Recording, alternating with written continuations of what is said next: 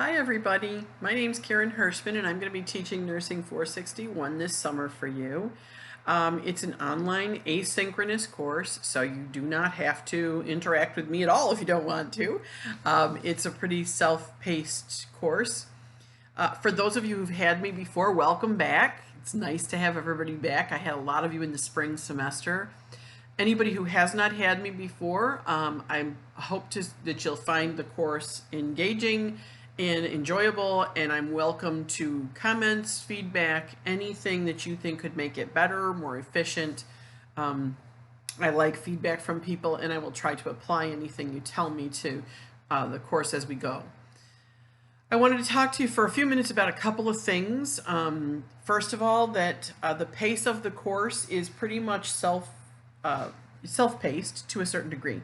I do have dates scheduled for things to be due, only because for those of you who may be slightly a procrastinator like myself, if I don't have due dates, I think you can fall behind very easily.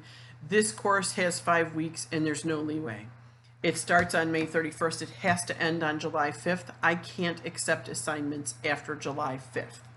So, and the final grades for the course have to be in by noon on the 7th. So this is fast-paced, and it's fast-paced on my end too. So I can't give a lot of leeway on dates. If people want to pace the course so that you get everything done very quickly and you're over with and you don't have to think about the course again, that's fine with me. The only reason I have due dates in there is so that nobody gets behind and can't really get the assignments done in the right time frame. So if you're not a self-paced person, or if you're not highly motivated to just rip things right through things and get it all done and have it off your plate, and you want to take your time and digest some of the information and go through the course as is planned, I've given you due dates so that you will be able to accomplish everything within the time frame of the course. It's fast-paced, and I apologize for that. Remember, we're taking 15 weeks of content and putting it in 5 weeks. It's a task. Obviously, I've edited a lot. There's a couple of places where you're going to hear when you're listening to some of the PowerPoints that I've recorded for you.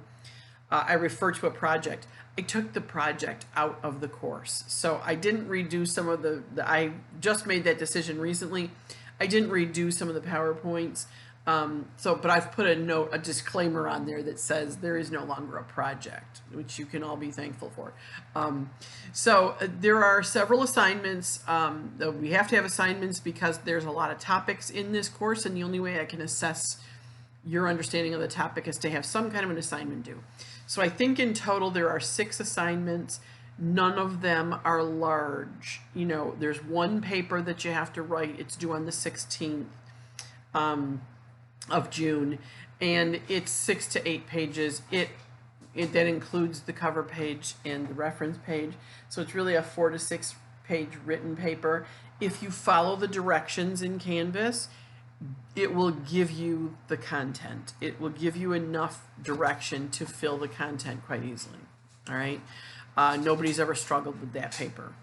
The other assignments are all based on the content that's provided for you in each of the pages listed in the Canvas shell. So if people need a direction, need more help with things, if there's a topic that you're reading about and it doesn't make sense, or you don't really understand it, or you need more direction or information to complete an assignment, please, please, please contact me. I'm around, I'm at home, I'm here, and I'm ready and willing and able to talk with you. If anybody needs individual instruction or help or assistance, we certainly can Zoom together. I'm not on campus, but certainly we can Zoom at any given time. If there's a group of people that are struggling with a topic, I may set up a group Zoom time that we can all talk about it together. I don't really set up office hours during this quick 5 weeks, but I will meet with anybody at any time. So please tell me if you're struggling. Contact me most easily through Lemoyne email or through Canvas notification. I do either one of those. If you send me emails from St. Joe's, I won't get them. They go to a phishing file and I can't get them out.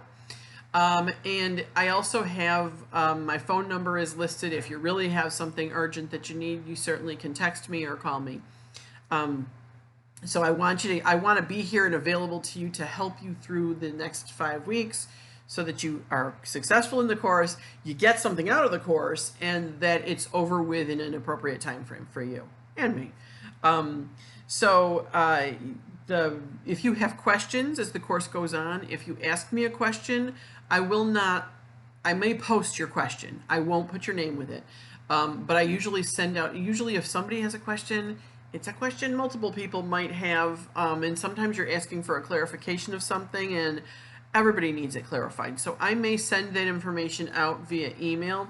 I will do it through Canvas, so everybody should get it. I do tend to send a couple of emails during the course just because if something comes up and it's unclear to somebody, it's going to be unclear to everybody, and I'll send that information out. So even though it's asynchronous and you're supposed to be doing it pretty independently, I'm not very good at that. I like interaction and I like to be clear. So if I think something is unclear as we go along, I will jump in. The other thing I'll tell you is that I have checked all the links in the Canvas shell. Doesn't mean a thing. I've checked them all. They work well. All the videos and all the PowerPoints are recorded under YouTube. Everything looks good to me. I've checked it in Student View, and inevitably every semester somebody finds something that doesn't work. So if that happens, don't drive yourself nuts. Just send me an email. I will double check it, and sometimes I have to reload it, whatever. We will fix it. But it's usually people that get ahead in the course that find things before other people, so that's okay. It gives us a chance to fix it. There is a textbook for the course. It's Bastable's Nurses Educator. You know, we're only using that book for probably the first 2 weeks. I hate for you to purchase a book that's $100 and some. I will tell you a couple things. Number one, you can look it up online. If you go under Amazon, I probably shouldn't say this, but if you go under Amazon, they have a look inside the book function, and you can look things up. I mean, I've done it a lot. And the other thing is you can also rent the book for 2 weeks, 4 weeks, a month, whatever you want. And it's very cheap to rent it. It's an ebook format, and they just give you the link to it. And it's pretty cheap to do that way if you want to use the book. I try to cover in the content of the PowerPoints and the videos that I have in the course all the content, because I know not everybody's a reader or a book buyer, and that's okay. But I hope that you find the content in the course. This is really stuff that is preparing you to go into practice. It's things that you've heard phrases about, you've heard people talk about the course and about the content, but you haven't had to use it yet, and we haven't taught you the content well enough yet to use in practice. So some of the content things that we're going to talk about is chain of command. What do you do when something is wrong and you're at work? What about professional communication? What does professional communication look like? What's professional communication and what isn't is more important. Applied ethics, looking at how do I look at a scenario with a patient and know which ethical principles to pull in, and how do I apply them, and how do I use them when other people aren't. So it's some of those things are more towards the end of your education now, and you're starting to move into practice.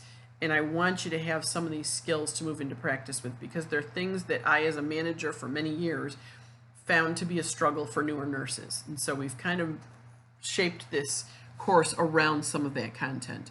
And again, one of the big concepts we're going to talk about is patient education, and that's a huge thing for nurses. And it's hard to be confident as a patient educator when you're a new nurse, because you feel like, I don't know if I know what I'm supposed to be teaching. Very common. And so we're going to try to do some things that will help you look at your own confidence level and reaffirm what patient teaching should look like. All right? So please, have open communication with me. If something's not working, if something doesn't make sense, if you don't understand something, just reach out to me. Do not sit and struggle, because first of all, you don't have time to struggle in this class. It goes very fast.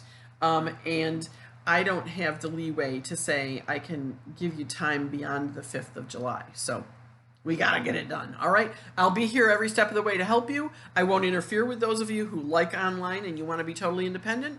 Those of you who struggle with that a little bit, I'll be here. So just wanted to introduce myself. I like to have a face with a name rather than a talking head. So, all right. If you need anything throughout the next few weeks, please feel free, reach right out, contact me, and we will do something to help. Okay? I hope you enjoy the course, and I hope you get a lot out of it. All right.